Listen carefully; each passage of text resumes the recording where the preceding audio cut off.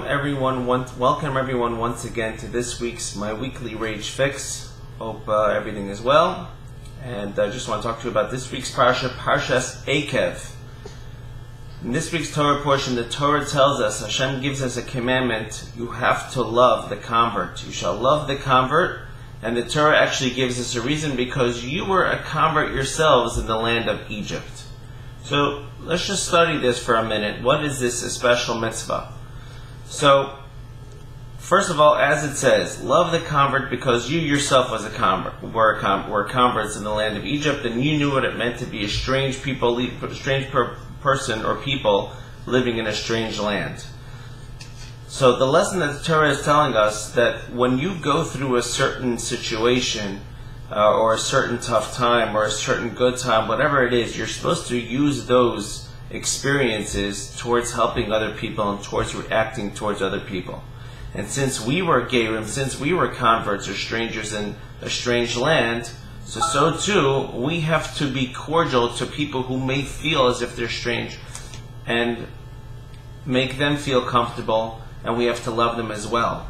So it's not only a convert, our commentaries say, but it's really anybody who feels like a stranger or a newcomer.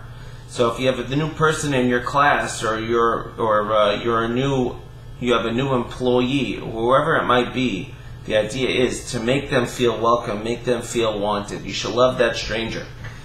Second of all, I wanted to share with you is that the convert is especially loved because of everything that he overcame to be a convert. To be a convert means an incredible sacrifice. The life that he once knew, or she once knew, is in a sense no longer, because they were one time not Jewish, and being not Jewish means leading a different lifestyle, eating certain foods, or eating whatever you want, or speaking however you want, and saying however you want, and all of a sudden you throw all that away in order to follow Hashem's rules, and you become restricted like people think it is. Of course it's not restricted, that's time for a different class.